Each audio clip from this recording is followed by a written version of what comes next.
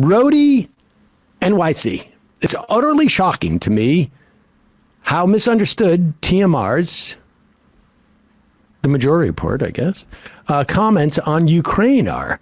Every criticism I've seen have been about you guys not wanting to support Ukraine. Newsflash, no one on TMR had come even close to saying that, quite the opposite. Also, asking for transparency and open discussions on how the support will be used is perfectly reasonable. If anyone disagrees, that's fine, but that still doesn't mean the TMR was arguing against supporting Ukraine. These discussions are becoming exceedingly painful when you guys make out TMR to be a brick wall for you to throw your frustrations at. We all need to start giving people that are obviously on our side the benefit of the doubt to make a solid effort to listen to what people say instead of what we feel they are saying. I mean, I certainly feel like I have been accused of calling for defunding or ending the funds to Ukraine, and I don't feel like I've ever even come remotely close to that. I was simply saying, like, what is the plan? And I don't want to get too deep into it. Again, people can go back and listen to my conversation with Ronald Raygyn, who called in about this last week. But I think it is not just reasonable when we are funding a war for this country to articulate, to have some public discussion on, like, what's the end game? When do we stop? I know it's when Ukraine wins. What does that mean? Does it mean, and do we stop when Ukraine says that they've won? Again, China, Russia, every member of the Security Council signed off on a very limited project in Libya, which was to stop Gaddafi from leveling Benghazi, which he claimed he was about to do.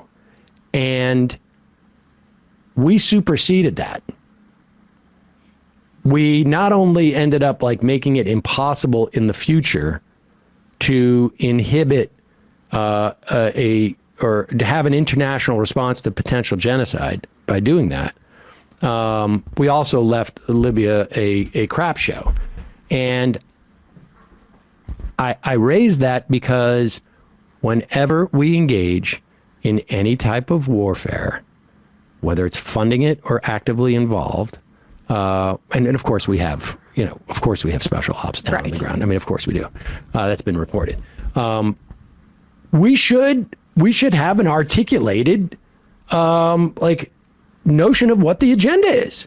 And it's not enough to say Ukraine win, because does that mean Crimea? Does that mean the Donbass? Does that mean, I don't necessarily have a problem with any of that, but I just think that it should be articulated so that we can hold our government to its stated agenda. I mean, and I think the quote that was being repeated of mine is saying that we don't have any dog in this fight. Either I don't remember saying that. Perhaps I didn't articulate myself correctly, or it wasn't in the right context. But I certainly side with Sam on this front in that I want us to continue to back Ukraine.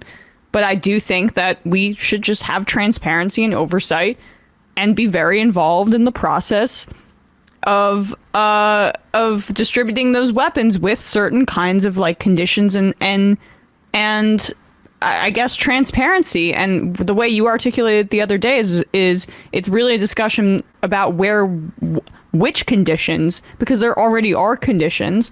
I think that's totally reasonable. So I'm not even sure when I said that, but if that's what people really think my position is, that's not the case. I support Ukraine 100%. All of my posters celebrating Putin that I have in my house is just because I like it. I like how he looks without a shirt on. Right. I mean, he's aesthetically pleasing. That's what it's all about. He's inspiring. 90s comedy intern. Sam, you may not remember me, but I worked on a show of yours I rather not name publicly. You and H. John Benjamin cut me a $700 check and a get well card for an abortion you two paid me to have. I still have the card, and I want you both to acknowledge it. First off, I can tell you that the flaw in your false accusation is to assume that John Benjamin would pay for anything.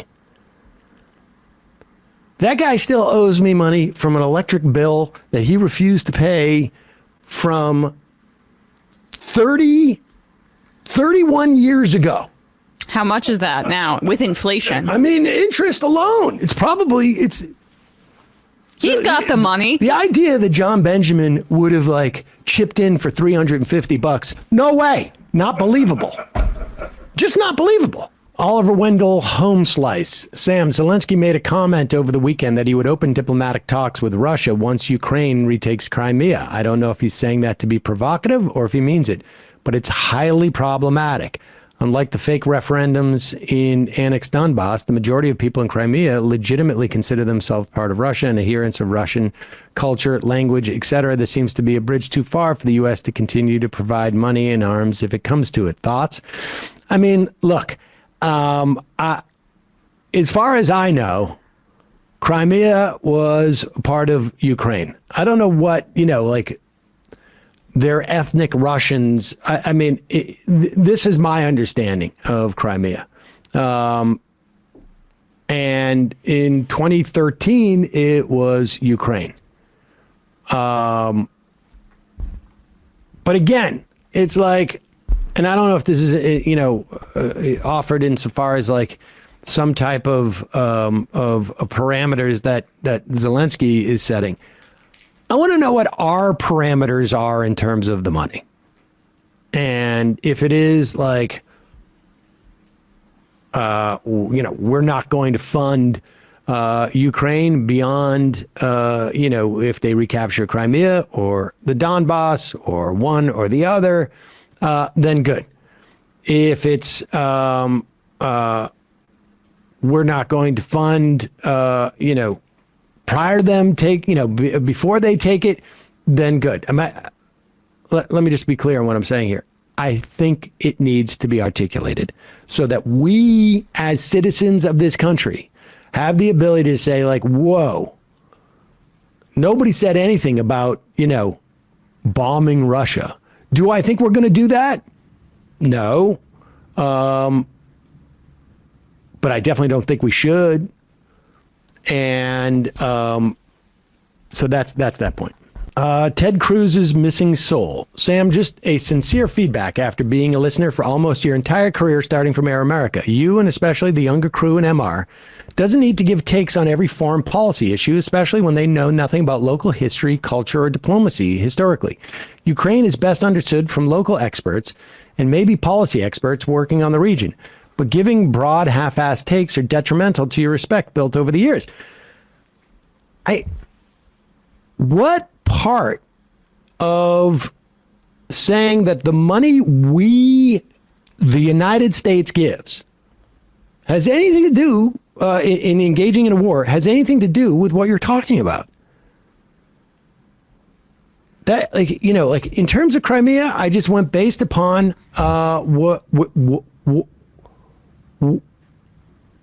part, what country it was part before it was taken by Russia via the military. That's it.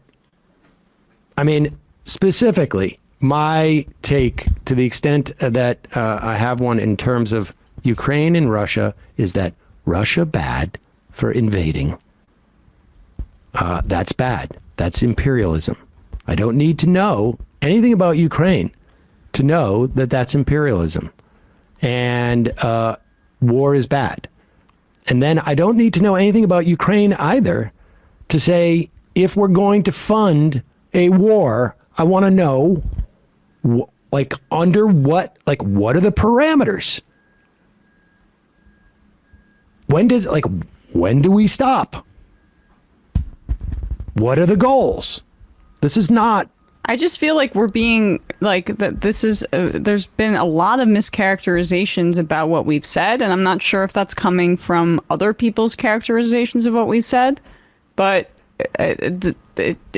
I'm not exactly quite sure what you're hearing. Cider Dixon says, do you think it's disadvantageous to tell Russia that the U.S. is not going to pay to help reclaim Crimea?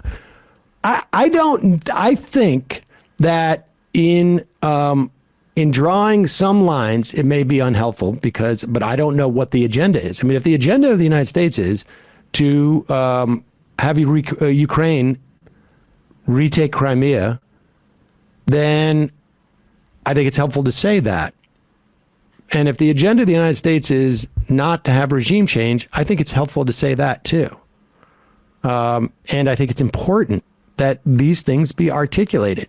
I understand the dynamic of look, it's very unhelpful for McCarthy to say, on one hand, if we take control of Congress, we're going to defund Ukraine's war effort. A, I don't know if I believe him. But B, even if I did, I don't know that Russia necessarily believes him. C, I don't think that that's necessarily helpful to do for Ukraine. But I also think that, I remember when, I think that the justification for funding Ukraine is light years relative to funding the war in Iraq, let's say. But I don't think, just broadly speaking, that political parties shouldn't make their positions known as to what they're going to do when they enter, because that way, the American public can vote on that.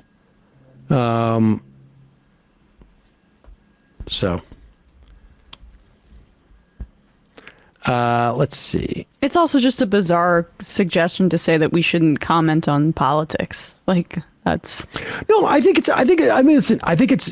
It is worthwhile to not address things like, what is the cultural background of people in Crimea? That's all well and good. If that is going to be the determination in which you make an assessment to whether the United States should fund it or not. But Matt was incredibly specific about how he was looking at it from the context of us, of the United States, and our role in what we're funding, and that's the context in which we're looking at these things, because that's mostly what we comment on is U.S. politics.